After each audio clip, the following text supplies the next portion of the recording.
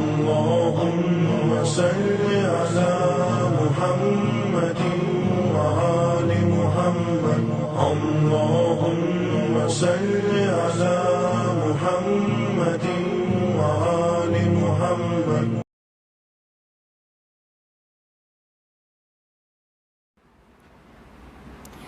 بر محمد وآل محمد صلوات. اللهم صل على محمد وآل محمد وعجل فرجهم. بسم الله الرحمن الرحيم. عن جابر بن عبد الله الأنصاري أنه قال عن فاطمة الزهراء عليها السلام بنت رسول الله صلى الله عليه وآله وسلم قال سمعت فاطمة أنها قالت دخل علي أبي رسول الله في بعض الأيام وقال السلام عليك يا فاطمة فقلت وعليك السلام قال إني أجد في بدني ضعفا فقلت له أعيذك بالله يا أبتاه من الضعف فقال يا فاطمة ائتيني بالكساء اليماني فغطيني به وأتيته به وصرت أنظر إليه وإذا وجهه يتلألأ كأنه البدر في ليلة تمامه وكماله فما كانت إلا ساعة وإذا بولدي الحسن قد أقبل وقال السلام عليك يا أمه فقلت وعليك السلام يا قرة عيني وثمرة فؤادي فقال يا أمه إني أشم عندك رائحة طيبة كأنها رائحة جدي رسول الله فقلت نعم إن جدك تحت الكساء فأقبل الحسن نحو الكساء وقال السلام عليك يا جدة يا رسول الله أتأذن لي أن أدخل معك تحت الكساء فقال وعليك السلام يا ولدي ويا صاحب حوضي قد أذنت لك فدخل معه تحت الكساء. اللهم صل على محمد وآل محمد وعجل فرجهم. فما كانت إلا ساعة وإذا بولدي الحسين قد أقبل وقال السلام عليك يا أمه فقلت وعليك السلام يا ولدي ويا قرة عيني وثمرة فؤادي وقال لي يا أمه إني أشم عندك رائحة طيبة كأنها رائحة جدي رسول الله فقلت نعم إن جدك وأخاك تحت الكساء فدنا الحسين نحو الكساء وقال السلام عليك يا جدة السلام عليك يا من اختاره الله أتأذن لي أن أكون معكما تحت الكساء فقال عليك السلام يا ولدي ويا شافع أمتي قد أذنت لك فدخل معهما تحت الكساء. اللهم صل على محمد وآل محمد وعجل فرجهم.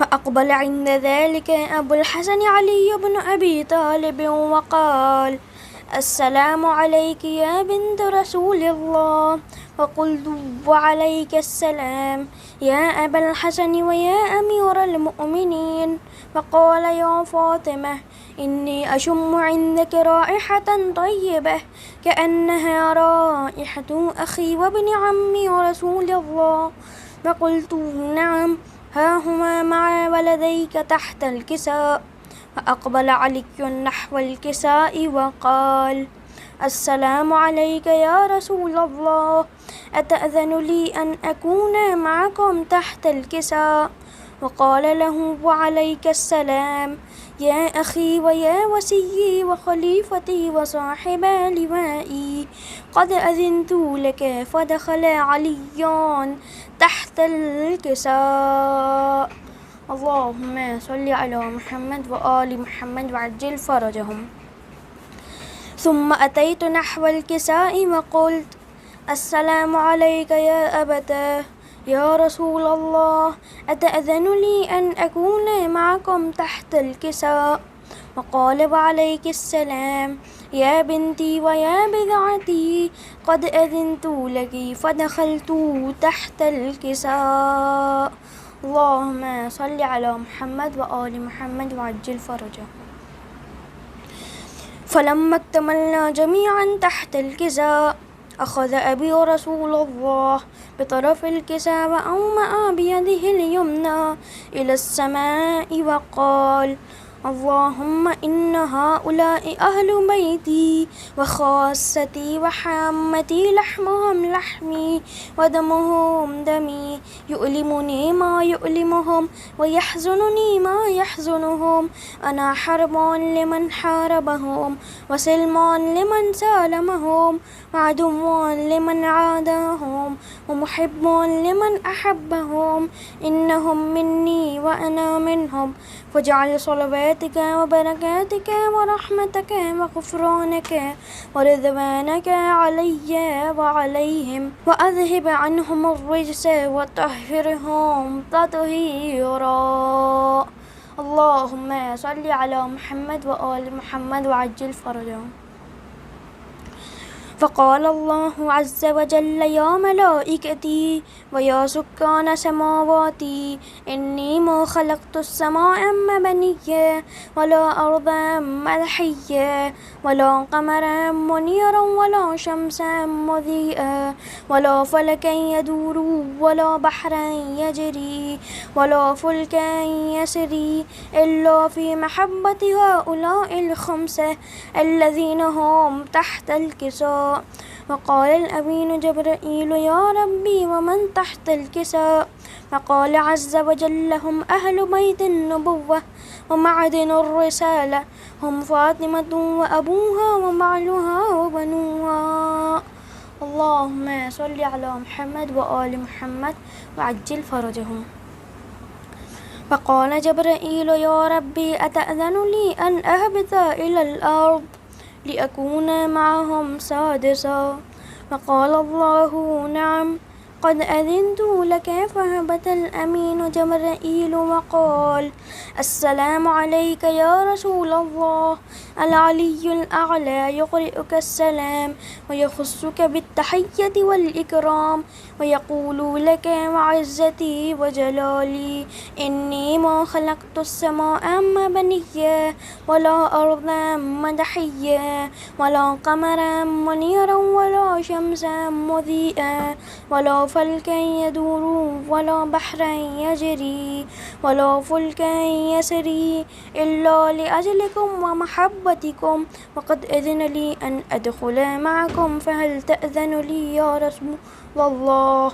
فقال رسول الله وعليك السلام يا أمين وحي الله إنه نعم قد أذنت لك. فدخل جبرائيل معنا تحت الكساء وقال لأبي إن الله قد أوحى إليكم يقول إنما يريد الله ليذهب عنكم الرجس أهل البيت ويطهركم تطهيرا.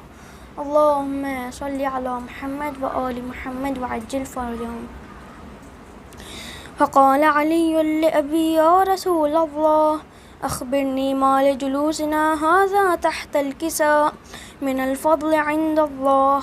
فقال النبي والذي بعثني بالحق نبيا واصطفاني بالرسالة نجيا ما ذكر خبرنا هذا في محفل من محافل أهل الأرض وفيه جمع من شيعتنا ومحبينا إلا ونزلت عليهم الرحمة وحفت بهم الملائكة واستغفرت لهم إلى أن يتفرقوا. وقال علي إذا والله فزنا وفاز شيعتنا ورب الكعبة. وقال النبي ثانيا يا علي والذي بعثني بالحق نبيا واصطفاني بالرسالة نجيا ما ذكر خبرنا هذا في محفل من محافل أهل الأرض وفيه جمع من شيعتنا ومحبينا وفيهم مهموم إلا وفرج الله همه ولا مغموم إلا وكشف الله غمه ولا طالب حاجة إلا وقضى الله حاجته وقال علي إذا والله فزنا وسعدنا وكذلك شيعتنا فازوا وسعدوا في الدنيا والآخرة ورب الكعبة اللهم صل على محمد وآل محمد وعجل فرجهم بسم الله الرحمن الرحيم اللهم كن لوليك الحجة ابن الحسن صلواتك عليه وعلى آبائه في هذه الساعة وفي كل ساعة وليا وحافظا وقائدا وناصرا ودليلا وعينا حتى تسكنه عرضك توعا وتمتعه فيها طويلا اللهم صل على محمد وآل محمد وعجل فرجهم بسم اللہ الرحمن الرحیم سورة الفاتحہ بسم اللہ الرحمن الرحیم الحمد للہ رب العالمین الرحمن الرحیم مالک یوم الدین ایاک نعبد و ایاک نستعین اہدنا الصراط المستقیم صراط الذین انعمت علیہم غیر المغضوب علیہم ولا الضالین بسم اللہ الرحمن الرحیم قل هو اللہ احد اللہ الصمد لم یلد ولم یولد ولم یکن له کفوا احد بسم اللہ الرحمن الرحیم قل هو اللہ احد اللہ الصمد لم یلد ولم یولد ولم یکن له کفوا احد بسم اللہ الرحمن الرحیم قل هو اللہ احد اللہ الصمد لم یلد ولم یولد ولم یکن له کفوا احد اللہم صلی علی محمد وآل محمد کرب و بلا نصیب سے جان نا نصیب ہو ہاں کرب و بلا نصیب سے جان نا نصیب ہو ارے پھر لوٹ کر وہاں سے نہ آنا نصیب ہو کرب و بلا نصیب سے جان نا نصیب ہو ایسا در حسین پہ سجدہ ہو آخری ایسا در حسین پہ سجدہ ہو آخری پھر مجھ کو اپنا سر نہ اٹھا نا نصیب ہو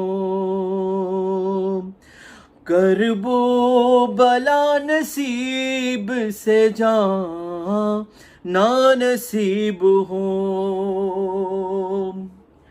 پروردگار ٹھوکرے در در کی کب تلک پروردگار ٹھوکرے در در کی کب تلک ہاں اب مستقل نجف میں ٹھکان نا نصیب ہو پھر لوٹ کر وہاں سے نہ آنا نصیب ہو کرب و بلا نصیب سے جان نا نصیب ہو جیسا ملا نصیب سے ام البنین کو ہاں جیسا ملا نصیب سے ام البنین کو ہاں اب کیا کسی کو ایسا گھراں نا نصیب ہو کرب و بلا نصیب سے جانا نصیب ہو،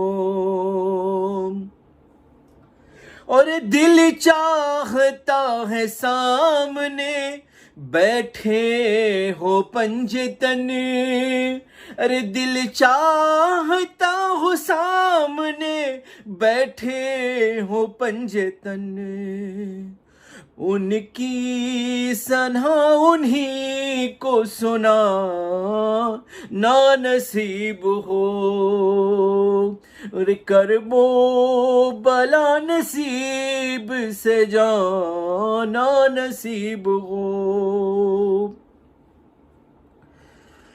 آنکھوں کو جب بھی اشک بہانا نصیب ہو، آنکھوں کو جب بھی اشک بہانا نصیب ہو، اور آل نبی کے غم کا بہانا نصیب ہو، پھر لوٹ کر وہاں سے نانا نصیب ہو، کرب و بلا نصیب سے جانا نصیب ہو،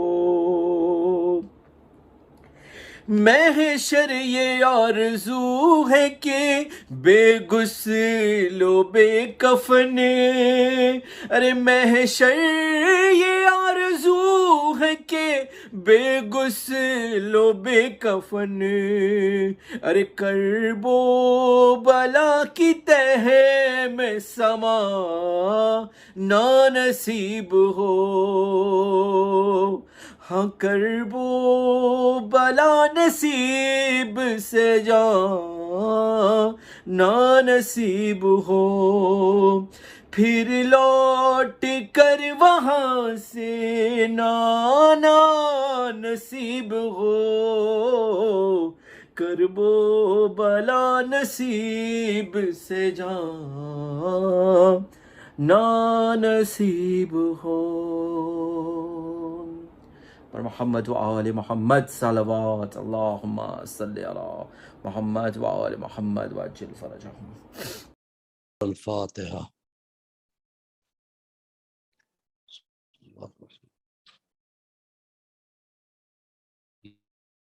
ایاک نعبد و ایاک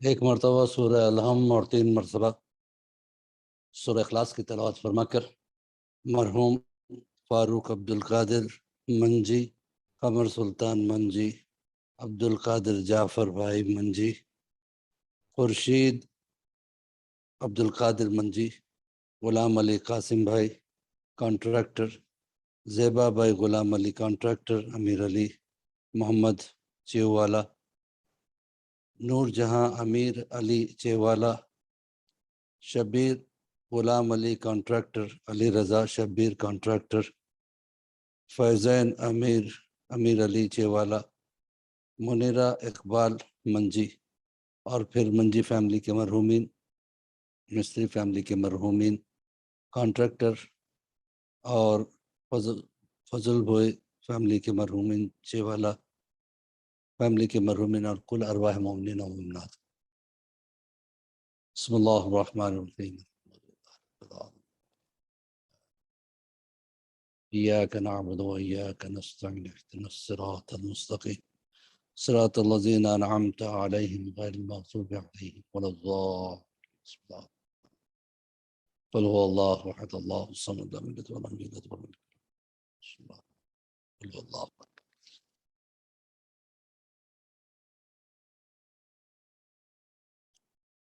لا حول ولا قوة الا باللہ العلی العظیم۔ بسم اللہ الرحمن الرحیم۔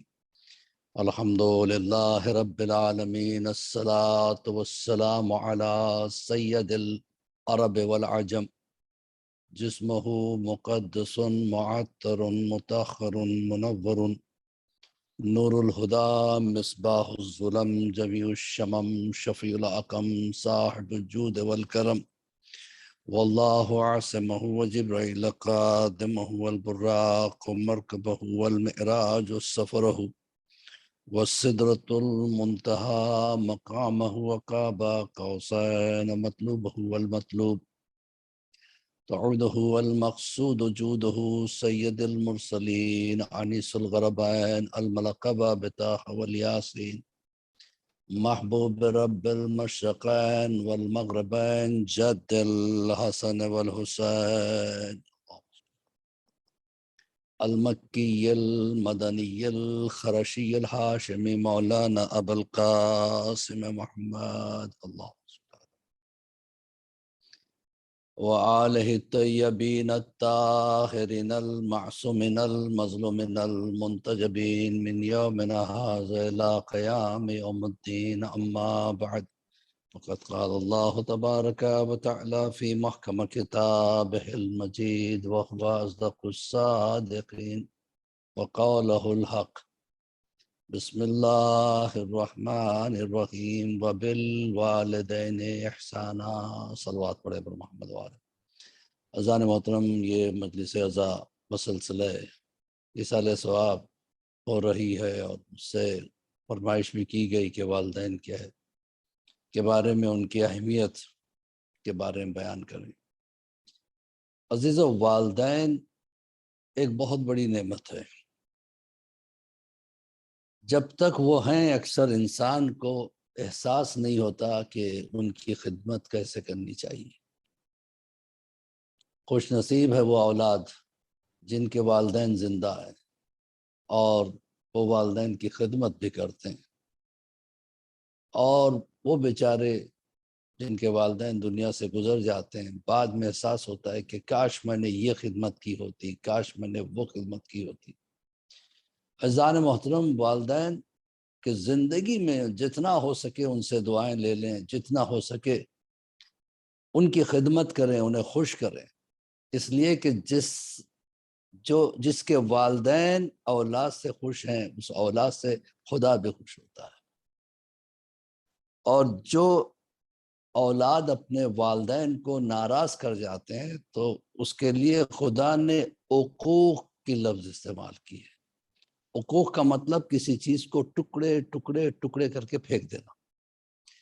پروردگار عالم ایسے اولاد کے حالات کو ٹکڑے ٹکڑے کر کے بکھیر دیتا ہے جو اپنے والدین کو ناراض کرتے ہیں.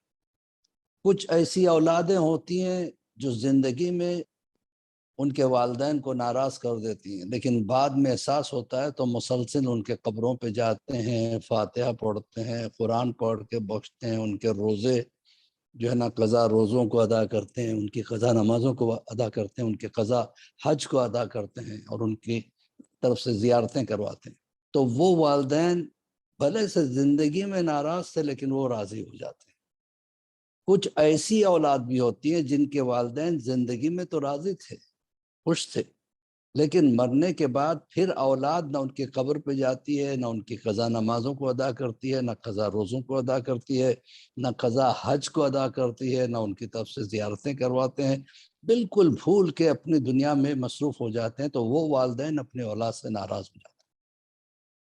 عزیز و والدین کو کہیں ناراض نہیں کرنا ہے، چاہے دنیا ہو چاہے آخرت ہو. اگر والدین ناراض ہو جائیں تو انسان کے حالات خراب ہو جاتے ہیں. جس کام میں ہاتھ رکھے گا وہ کام میں سکسیس نہیں ہوگا، جس بزنس میں ہاتھ ڈالے گا وہ بزنس سکسیس نہیں ہوگا، جس نوکری میں کرے گا وہ انڈر پریشر رہے گا اور پریشان رہے گا. اگر اس طرح سے کچھ حالات پیش آ رہے ہوں تو انالائز کریں، کہیں میں نے اپنی والدین کو، والد کو یا والدہ کو ناراض تو نہیں کیا تھا، کہیں میں نے ان کے حقوق جو ہے ادا تو نہیں کیے. اگر ایسا ہے تو پہلے وہ انسان وہی کرے، والد کی اور والدہ کی قضا نمازوں کو پڑھے یا پڑھوائے، ان کی روز قرآن پڑھ کے ان کو بخشے، تو خود بخود حالات اچھے ہو جاتے ہیں. کبھی کبھی ہم مولانا کے پاس جاتے ہیں، مول صاحب یہ بتائیے میں پریشان حال ہوں، جو کرتا ہوں سکسیس نہیں ہوتا. مولانا کہتے ہیں یہ دعا پڑھ لو، یہ دعا پڑھ لو، یہ تسبیح پڑھ لو، یہ چیزیں پڑھ لو، اور پڑھنے کے باوجود حالات صحیح نہیں ہوتے. اس کا مطلب یہ ہے کہ کہیں نہ کہیں ہم سے یہ غلطی ہوئی ہے. سیلف انالائز بنیے. آپ دیکھیے کہ کہاں میں نے کسی باپ کو یا ماں کو ناراض تو نہیں کیا. اگر ناراض کیا تو پہلے ان کو راضی کیجئے، ورنہ آپ کے حالات ٹکڑے ٹکڑے کر کے اللہ پھینک دے گا، پھر ادھر توجہ بھی اللہ نہیں دے گا۔ لاکھ آپ تسبیح پڑھتے رہیں، نماز پڑھتے رہیں، دعا کرتے رہیں، جب تک والدین کو راضی نہ کر لیں خدا کبھی راضی نہیں ہوگا۔ اس لیے کہ یہ ماں وہ ہے جس نے 9 مہینے پیٹ میں آپ کو رکھا تھا۔ چھٹے امام کے پاس ایک شخص جاتا ہے، اس حالت میں جاتا ہے کہ ماں کو کندھے پہ بٹھا کے حج کرتا ہے۔ حج اور عمرہ سے فارغ ہونے کے بعد جب مدینہ پہنچا امام کے پاس اور کہا کہ میں نے بہت زحمت کے ساتھ حج کرایا، ماں کو کندھے پہ بٹھا کے، میں غریب انسان، میرے پاس سواری کے لیے پیسے نہیں تھے، لہٰذا ماں چاہتی تھی کہ حج و زیارت کرے تو میں نے اس کو کندھے پہ بٹھا کے کرایا، کیا میں نے حق ادا کیا؟ امام نے جواب دیا کہ جب تو پیٹ میں تھا تو ساری رات ماں کروٹیں بدلتی تھی، اس کی طبیعت خراب تھی، اور ان کروٹوں میں سے اگر حساب کیا جائے تو ایک رات میں کئی کروٹیں، پھر 1 مہینہ، 2 مہینہ، 9 مہینے میں جتنی کروٹیں تیری ماں، تجھے یہ محسوس کر کے میرے پیٹ میں بچہ ہے، اس کو تکلیف نہ ہو، پیٹ پہ ہاتھ رکھ کے دھیرے سے کروٹ بدلتی تھی۔ ان کروٹوں میں سے بھی ایک کروٹ کا بھی تو نے بدلہ ادا نہیں کیا۔ کبھی یہ نہ سوچے کہ ہم نے جو کچھ کیا ماں کے لیے بہت کر دیا، باپ کے لیے بہت کر دیا۔ نہیں بھائی، ایسی بات نہیں ہے، جتنا بھی کرے کم ہے، جتنا بھی کرے کم ہے۔ ایک بیٹا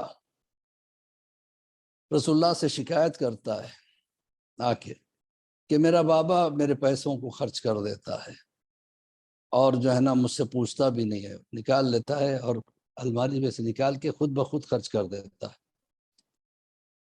تو رسول اللہ نے کہا اچھا بلاؤ اس کے باپ۔ ایک صحابی دوڑے جا کے اس سے کہا کہ چلو رسول اللہ بلا رہے ہیں۔ انہوں نے پوچھا کہ آخر مجھے رسول اللہ کیوں بلا رہے ہیں، میں نے کیا کیا؟ کہا سنا تو اب تیرے بچے کے پیسے خرچ کرنے لگا ہے۔ جب یہ سنا تو اس کو بڑا صدمہ ہوا، تو اس نے چند اشعار دل میں پڑھے اور رسول اللہ کے پاس آیا۔ تو ادھر جبرائیل رسول اللہ کے پاس آئے، کہنے لگے یا رسول اللہ، پروردگار عالم کہتا ہے کہ اس کا انصاف بعد میں کرو، پہلے اس کے وہ اشعار تو سنو جو اس نے اپنے بیٹے کے غم میں پڑھے، بیٹے کے صدمے میں پڑھے۔ رسول اللہ نے کہا کہ تو نے کچھ اشعار کہے آنے سے پہلے؟ کہا ہاں یا رسول اللہ، لیکن میں نے کسی کو سنائے نہیں، وہ میں نے کہے بس کچھ اشعار، میں نے دل میں اشعار کہتا رہا، اشعار بناتا رہا۔ کہنے لگے اللہ کو وہ اشعار لگتا ہے بہت پسند آ گئے، اس نے حکم دیا پہلے میں وہ اشعار سنوں، پھر اس کے بعد تیرے معاملے کو حل کروں۔ اب اس نے اشعار جو سنائے تو رسول اللہ کی آنکھوں میں آنسو آ گئے۔ اس کا مفہوم یہ تھا کہ اے میرے بیٹے، جب تو پیدا ہوا تو میں اور تیری ماں، ہم دونوں نے اپنے لیے جینا چھوڑ دیا، تیرے لیے جینے لگے۔ اے میرے لال، تیرے لبوں پر ہنسی یا مسکراہٹ دیکھنے کے لیے ہم گھنٹوں تیرے ساتھ کھیلتے رہے، ہم دنیا کو بھول گئے تھے۔ اے میرے لال، تیری خوشی کے لیے، تیرے ایک جوڑے کپڑے کے لیے میں نے سال بھر کپڑے نہیں بنائے، میں غربت کی زندگی جی رہا تھا۔ اے میرے لال، تجھے چھاؤں میں پالنے کے لیے میں دھوپ میں پھرتا رہا، تجھے آسرا دینے کے لیے میں بارش میں بھیگتا رہا۔ اے میرے لال، تو اتنا چھوٹا تھا کہ تو چل نہیں سکتا تھا، تو تجھے میں نے انگلی پکڑ کے چلنا سکھایا تھا۔ اے میرے لال، تو جب روتا تھا تو تیری تکلیف تو بیان نہیں کر سکتا تھا، تو ہم پریشان، کبھی ہاتھ پکڑتے یہاں تکلیف ہے، کبھی پیر پکڑتے یہاں تکلیف ہے، ساری رات میں تیرے پیر دبا کے تجھے سلاتا رہا۔ اے میرا لال، تو بڑا ہوتا گیا، میں بوڑھا ہوتا گیا، تو توانا ہوتا گیا، جوان ہوتا گیا، میں کمزور ہوتا گیا، تیرے گھٹنے طاقتور ہو گئے، تیرے ران طاقتور ہوئے، تو کھڑا ہونے لگا، میں لاٹھی کا سہارا لینے لگا۔ میرے لال، تجھے جب نوکری نہیں مل رہی تھی میرے لال، میں راتوں کو رو رو کے تیرے لیے دعا کرتا تھا، تیری ماں تیرے لیے دعا کرتے کرتے دنیا سے چلی گئی۔ اب جو کچھ تھا میں اللہ سے کہتا تھا پروردگار اس کو آسرا دے دے، کیونکہ مجھے امید تھی کہ جب تو کمانے لگے گا تو میرا سہارا بن جائے، لیکن آج تو مجھے ایسے گھور رہا ہے جیسے کوئی آقا اپنے غلام کی طرف گھور کے دیکھتا ہے، تو ایسی آنکھوں سے دیکھتا ہے جیسے میں تیرا باپ نہیں، میں تیرا نوکر ہوں۔ بیٹا مجھے اس میں بھی غم نہیں کہ اللہ اگر مجھے تیرا نوکر بنا دے، کیونکہ نوکری ہی تو کرتا آیا، تیری خدمت کرتا رہا، تو میرے آقا کی طرح تھا، میں تیرے نوکر کی طرح تھا۔ لیکن اس وقت تو دیکھتا تھا تو محبت سے دیکھتا تھا، تجھے کوئی خواہش ہوتی تھی تو مانگتا تھا، مجھے دینے میں اچھا لگتا تھا۔ آج جب مجھے ضرورت تھی تو نے محسوس نہیں کیا، تو نے دیا نہیں، تو تیرے پیسوں میں سے کچھ پیسے میں نے خرچ کر دیے تو تجھے اتنا برا لگ گیا۔ میرے لال کم سے کم پوچھا ہوتا کہ میں نے کس ضرورت کے تحت میں نے وہ پیسے خرچ کیے۔ میرے لال کم سے کم پڑوسی سمجھتا، اپنا باپ نہیں سمجھتا۔ لوگ پڑوسیوں سے حال احوال پوچھ لیتے ہیں کیسے مزاج ہیں، لیکن تو کبھی پوچھا بھی نہیں میرے لال میں کن آفتوں سے گزر رہا ہوں، کس بلاؤں سے گزر رہا ہوں، تجھے اس کا احساس بھی نہیں ہے۔ لیکن میرے لال میں خوش ہوں کہ تو اللہ کا کرم ہے، آج تیرے پاس دولت ہے، پیسہ ہے، تو خوش ہے تو میں خوش ہوں۔ مجھے تجھ سے کوئی شکایت نہیں۔ رسول اللہ کے آنکھوں سے ٹپ ٹپ آنسو بہنے لگے۔ رسول اللہ نے کہا اس کے بیٹے سے کہ نکل جا میرے دربار سے، تو وہ ملعون ہے جو اپنے باپ کو خوش نہیں رکھ سکتا، تو خدا کو کیا خوش رکھے گا، مجھے کیا خوش رکھے گا۔ عزیزان محترم، رسول اللہ فرماتے ہیں وَبِالْوَالِدَيْنِ احسانہ، جو اللہ نے کہا اس کا مطلب کیا ہے؟ ماں باپ پہ احسان کرو۔ احسان کسے کہتے ہیں؟ اطاعت الگ شے ہے، احسان الگ شے ہے۔ اطاعت کسے کہتے ہیں؟ اگر ماں باپ نے کوئی چیز مانگی تو ان کو دے دینا۔ مثلا ماں نے کہا بیٹا جاؤ یہ دوائی لے آؤ، جا کے لے آنا، یہ اطاعت ہے، احسان نہیں ہے۔ احسان کسے کہتے ہیں؟ ماں نے ابھی کچھ کہا نہیں، خود ہم نے محسوس کیا ماں کو دوا کی ضرورت ہے، ماں کو غذا کی ضرورت ہے، ماں کو طاقت کی ضرورت ہے، ہم نے دودھ پلانا شروع کیا، ہم نے دیکھا ماں بیمار ہے، کہہ نہیں رہی، لیکن ہم خود اس کو لے کے ڈاکٹر کے پاس چلے گئے، اس کا علاج کرایا۔ ماں کے پیروں میں تکلیف ہے، وہ کروٹ بدلتے ہوئے بھی تکلیف محسوس کرتی ہے، اس کے کمر کو دبا دینا، اس کے پیروں کو دبا دینا، اس کو احسان کہتے ہیں۔ پروردگار احسان چاہتا ہے ہم سے، اور رسول اللہ کہتے ہیں ہم جو کچھ اپنے والدین کے ساتھ کریں گے ہو بہو وہی ہماری اولاد ہمارے ساتھ کرے گی۔ تو عزیزان محترم، رسول اللہ کہتے ہیں کاش میرے ماں باپ ہوتے تو میں دنیا کو بتاتا کہ ماں کی خدمت کیسے کرنا چاہیے، باپ کی خدمت کیسے کرنا چاہیے۔ یہ رسول جو کہ کائنات کا رسول تھا، تمام انبیاء کا سردار تھا، تمام مرسلین کا سردار تھا، وہ بھی امتحان سے گزرا ہے۔ رسول کیسے امتحان سے گزرے؟ باپ کو کبھی دیکھا نہیں، ماں کے پیٹ میں تھے، باپ دنیا سے گزر گئے۔ رسول ابھی 6 سال کے تھے اور ماں کے ساتھ سفر کر رہے تھے، راستے میں ماں کو تکلیف ہوئی اور ماں تڑپنے لگی، بے ہوش ہو گئی۔ 6 سال کا بچہ، ذرا سوچئے، جس کے ہاتھ میں جنت کی کنجیاں ہوں، جس کی حکومت ہوا پہ ہو، جس کی حکومت پانی پہ ہو، جس کی حکومت ملائکہ پہ ہو، جس کے یہاں جھاڑو دینے کے لیے جبرائیل آتے ہوں، جس کے یہاں جھاڑو دینے کے لیے میکائیل آتے ہوں، ایسا رسول 6 سال کا بچہ، ذرا سوچئے، باپ پہلے ہی گزر چکا ہے، جو کچھ تھی ماں تھی، نہ کوئی بھائی نہ کوئی بہن، تنہا رسول۔ ام ایمن ساتھ میں ہے، ماں ساتھ میں ہے، اور رسول اللہ ساتھ میں ہے، سفر کا مقام ہے، سفر کی منزل ہے۔ ماں اچانک تڑپنے لگی، تڑپتے ہوئے بے ہوش ہو گئی۔ رسول اللہ نے ہاتھوں کو پکڑ لیا، اماں مجھے چھوڑ کے مت جانا، میں آپ کے بنا زندہ نہیں رہ پاؤں گا۔ اماں، نہ میرا کوئی بھائی ہے، نہ میری کوئی بہن ہے، نہ میرا بابا ہے، اب آپ بھی چلی جاؤ گی۔ ماں نے آنکھیں کھولی، غشی سے آخری جملے تھے، میرے لال، ہر زندہ کو ایک دن مردہ ہونا ہے، ہر ایک کو جانا ہے، اللہ تیرا نگہبان ہے، تو فکر مت کر، اللہ کسی کو بے سہارا نہیں چھوڑتا۔ تو کائنات کا وہ رسول بنے گا کہ جس کی رحمت سے ساری دنیا منور ہو جائے گی۔ لہٰذا تو مت گھبرانا میرے لال، تیرا اپنا دل چھوٹا مت کرنا، انشاءاللہ میری دعائیں تیرے ساتھ ہے۔ یہ کہہ کے ماں نے آنکھیں بند کر لی۔ تو آپ سوچئے، جب رسول جیسے کو امتحان سے گزرنا پڑتا ہے، رسول جیسے کو اپنے ماں اور باپ سے ہاتھ دھونا پڑتا ہے، تو ہم کیا چیز ہے؟ ہاں، ہماری ذمہ داری کیا ہے؟ اگر ماں باپ زندہ ہے تو زیادہ سے زیادہ ان کی دعائیں لیں۔ اگر بزنس چاہتے ہو، ماں کی دعا لو، باپ کی دعا لو۔ اگر نوکری چاہتے ہو تو ماں کی دعا لو، باپ کی دعا لو۔ ہمیں فکر اپنی بیوی کی ہوتی ہے، ہمیں فکر اپنے بچوں کی ہوتی ہے، لیکن ہمیں ماں باپ کی فکر نہیں ہوتی۔ کب ہوتی ہے؟ جب ماں باپ دنیا سے چلے جاتے ہیں۔ کاش میں نے میرے ماں کے سوال سے پہلے اس کی خواہش پوری کی ہوتی، کاش میرے باپ کے سوال سے پہلے اس کی خواہش میں نے پورا کی ہوتی، تو آج میں ان پریشانیوں میں نہیں پڑتا۔ عزیزان محترم، یہ احساس بعد میں انسان کو ہوتا ہے، اگر ہو بھی جاتا ہے تو خوش نصیب ہے وہ لوگ جنہیں احساس ہو جاتا ہے ماں باپ کے لیے مجلسیں کرتے ہیں، ماں باپ کے لیے قرآن پڑھاتے ہیں، ماں باپ کے لیے نیک کام کرتے ہیں، صدقات ادا کرتے ہیں، اور پھر اس منزل کو پا لیتے ہیں جو خدا دینا چاہتا ہے۔ تو اعزان محترم یاد رکھیے گا، ماں باپ ایک بہت بڑی نعمت کا نام ہے، انہیں کبھی ناراض نہ کیجیے۔ جو ناراض کرتا ہے وہ طرح طرح کے امتحانوں میں پڑ جاتا ہے۔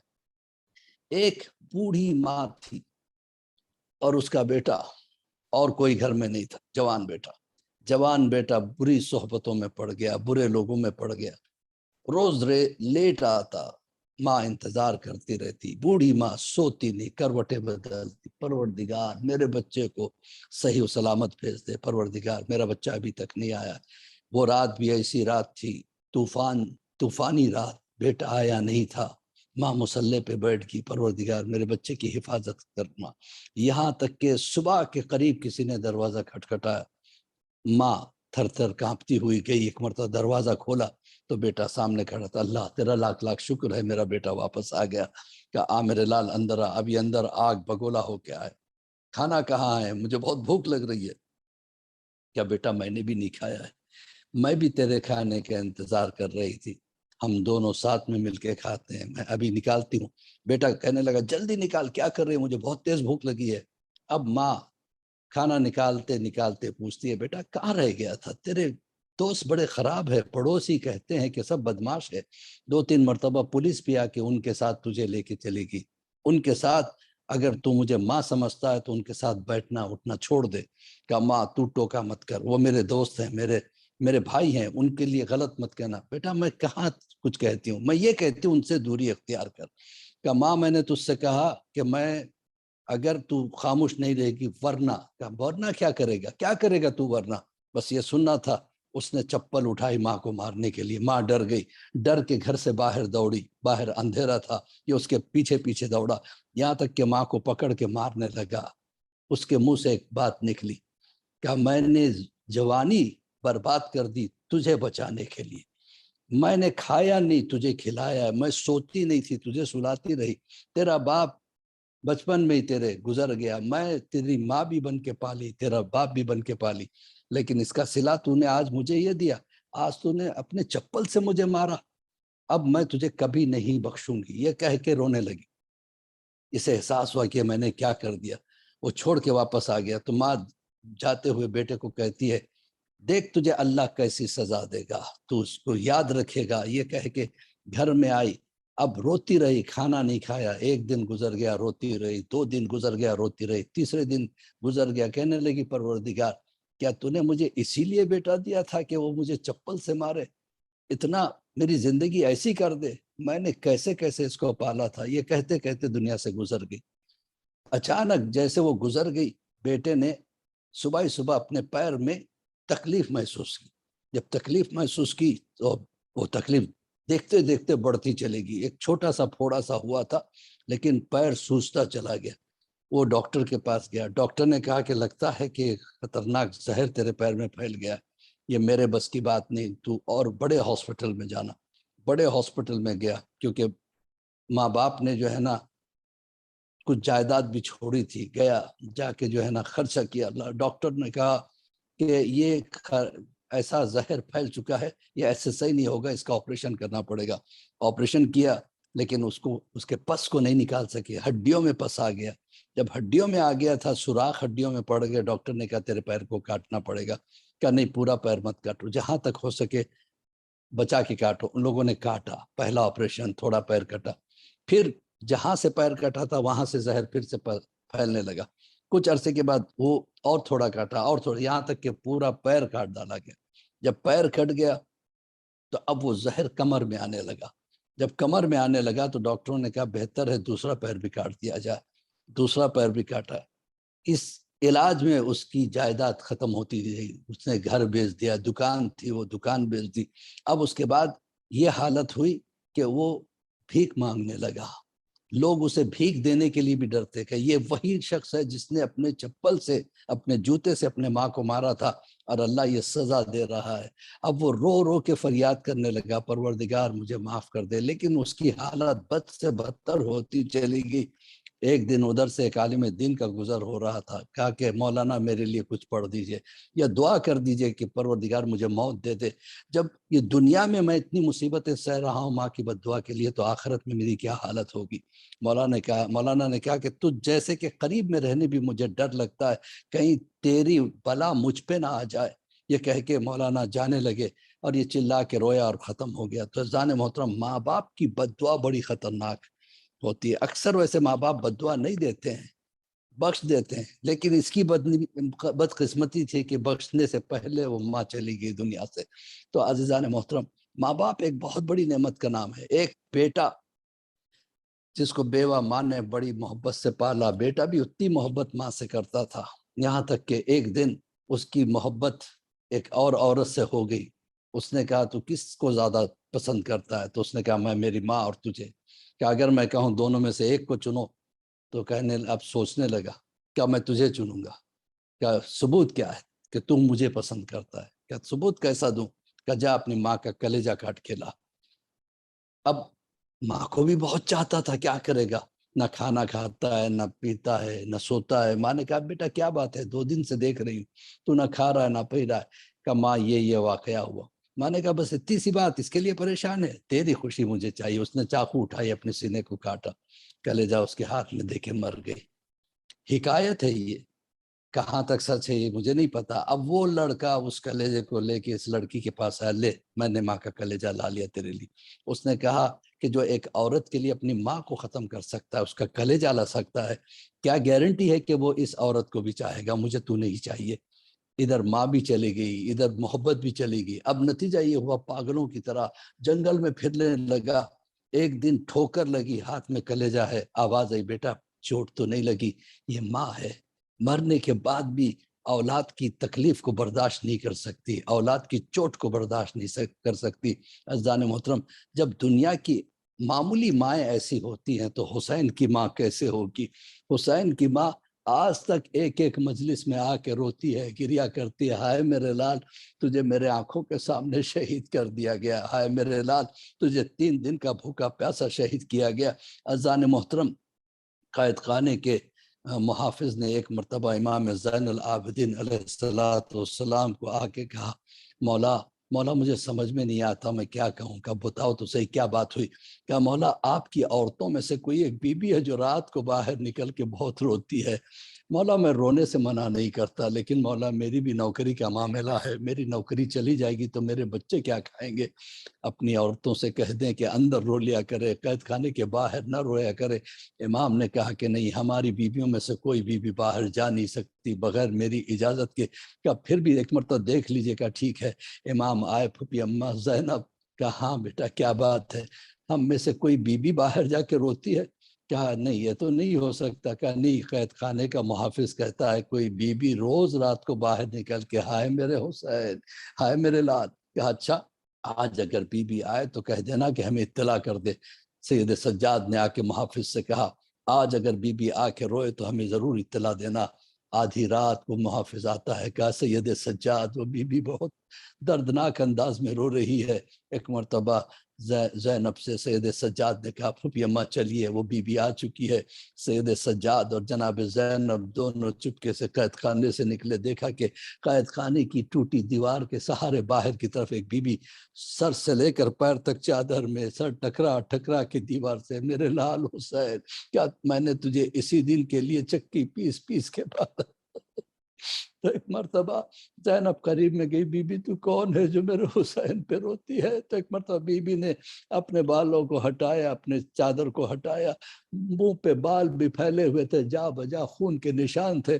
زینب نے غور سے دیکھا، بی بی تو کون ہے؟ کہا زینب کیا تو بھی اپنی ماں کو نہیں پہچانتی؟ کہا ماں یہ خون کیسا؟ کہا میری گود تھی، حسین کا سوکھا گلا تھا اور شمر کا خنجر تھا، شمر نے چلا کے قتل نہیں کیا تھا بلکہ اس طرح ضربے مار مار کے 17 ضربوں میں میرے حسین کے گلے کو جدا کیا تھا۔ انا للہ و انا الیہ راجعون۔ رضا بقضاء تسلیما لامر مولا، اللہم بحق محمد وانت المحمود، بحق علی وانت العلا، بحق فاطمة انت فاطر السماوات والارض، بحق الحسن وانت المحسن، بحق الحسین انت قدیم الاحسان، وستجب دعائی و حاجاتی برحمتک یا ارحم الراحمین۔ پروردگار اس قلیل عزاداری کو قبولیت کا درجہ عطا فرما، بحق زہرا و بیہا بالوہا بنوہا۔ پروردگار ہمارے گناہ کبیرہ و صغیرہ کو معاف فرما۔ پروردگار ہمارے بچوں کی پریشانیوں کو دور فرما، ان کی بیماریوں کو دور فرما۔ پروردگار ہمارے والدین کے قبروں میں رحمتوں کو نازل فرما۔ اگر کسی کے والدین زندہ ہیں تو پروردگار انہیں طویل عمر عطا فرما، صحت عطا فرما۔ پروردگار ہر آفت سے انہیں محفوظ رکھ۔ پروردگار جن مرحومین کے لیے سال ثواب کی مجلس کی گئی ہے پروردگار، اور جس کی فاتحہ خوانی ہوئی ہے پروردگار، سب کے درجات کو بلند فرما، جوار رحمت میں جگہ عنایت فرما، سب کے گناہ کبیرہ و صغیرہ کو معاف فرما۔ ایک مرتبہ سورہ الحم اور 3 مرتبہ سورہ اخلاص کی تلاوت فرما کر مرحوم فاروق عبدالقادر منجی، قمر سلطان فاروق منجی، عبدالقادر جعفر بھائی منجی، خورشید عبدالقادر منجی، غلام علی قاسم بھائی کانٹریکٹر، زرینہ بھائی غلام علی کانٹریکٹر، امیر علی، علی محمد چیوالا، نور جہاں علی، امیر علی چیوالا، شبیر غلام علی کانٹریکٹر، علی رضا کانٹریکٹر، فیضین امیر علی چیوالا، منیرہ اقبال منجی اور فیملیز آف منجی، اور مستری فیملی، کانٹریکٹر فیملی، فضل بھوئے فیملی، چیوالا فیملی، اور کل ارواح مومنین و مومنات کے بخش دیں۔ اللہم صلی علی محمد۔ بسم اللہ الرحمن الرحیم، الحمدللہ رب العالمین الرحمن الرحیم مالک یوم الدین، ایاک نعبد و ایاک نستعین، اہدنا الصراط المستقیم صراط الذین انعمت علیہم غیر المغضوب علیہم ولا الضالین۔ بسم اللہ الرحمن الرحیم، قل هو اللہ احد اللہ الصمد لم یلد ولم یولد ولم یکن له الرحمن الرحیم، قل هو اللہ احد اللہ الصمد لم یلد ولم یولد ولم یکن له کفوا احد۔ بسم اللہ الرحمن الرحیم، قل هو اللہ احد اللہ الصمد لم یلد ولم یولد ولم یکن له کفوا احد۔ اللہم صلی علی محمد۔ پر محمد و آل محمد صلوات اللہم صلی علی محمد و آل محمد و عجل فرجہم ولا نادہم اجمعین۔ مائیں ہے کربلا کی مائیں، مائیں ہے کربلا کی مائیں، بے سر بیٹوں پر صحرا میں کتنے آنسو برسائے، مائیں کربلا کی مائیں ہے، مائیں کربلا کی مائیں، ہائے کیا ظلم ہوا بے کفن لاشوں سے، بیرداؤں نے کہا ہم بے چادر ہیں، بے کفنوں کیسے تم کو دفنائیں، مائیں کربلا کی مائیں، مائیں کربلا کی مائیں، آگ خیموں میں لگی تو یہ زینب نے کہا ہم کو سجاد بتا، باہر نکلے یا خیموں میں ہم جل کر ہی مر جائیں، مائیں کربلا کی مائیں، مائیں کربلا کی مائیں، سوچتی تھی وہ یہی تخت پر بیٹھا شکی، نام نہ لے لے کہیں اپنے بالوں چہرے پر پردہ کر کے گھبرائے، مائیں کربلا کی مائیں ہے، مائیں کربلا کی مائیں، شمر بدکار نے یہ ابن نوفل سے کہا، لا اٹھا کر نیزہ فضا ہو یا ہو زینب ہو، پل بھر بھی سو نہ پائے مائے کربلا کی مائے ہے، مائے کربلا کی مائے۔ یہ مصیبت ہے بڑی شام اور کوفہ میں، آل پیغمبر پر ان کو رسی سے باندھے، باغی بھی وہ کہلائے مائے کربلا کی مائے ہے، مائے کربلا کی مائے۔ بے سر بیٹوں پر صحرا میں کتنے آنسو برسائے مائے کربلا کی مائے۔ یا حسین یا حسین یا حسین یا حسین، ہے زینب ہے شام، ہے زینب ہے شام، ہے زینب ہے شام، ہے زینب ہے شام۔ محمد و آل محمد صلوات اللہم صلی علی محمد و آل محمد وعجل فرجہم ولا نادہم اجمعین۔ التماس دعا۔ اللہم صلی علی محمد و آل محمد وعجل فرجہم ولا نادہم اجمعین۔ بسم اللہ الرحمن الرحیم۔ السلام علیکم ابا عبداللہ، السلام علیکم یا ابن رسول اللہ، السلام علیکم ابن امیر المؤمنین و ابن سید الوسیم، السلام علیکم ابن فاطمۃ الزہراء سید نساء العالمین، السلام علیکم یا خدیجۃ الکبریٰ ام المؤمنین، السلام علیکم یا جناب ابو طالب علیہ السلام، السلام جميع شہداء کربلا ورحمۃ اللہ وبرکاتہ۔ آقا غریبان، مولا بے کشان، بادشاہ خراسان، ضامنان یتیمان، السلام کو سلطان یا ابوالحسن علی ابن موسی رضا روحی و جسمی لقل فدا ورحمۃ اللہ وبرکاتہ۔ السلام علیکم صاحب الزمان، الامان الامان الامان، السلام علیکم یا خلیفۃ الرحمان، السلام علیکم یا شریک القرآن، السلام علیکم یا امام الانس والجان، اجل اللہ تعالی فرجہ وسار اللہ مخرجہ وظہورک ورحمۃ اللہ وبرکاتہ۔ اللہم صلی علی محمد وعلی محمد وعجل فرجہ۔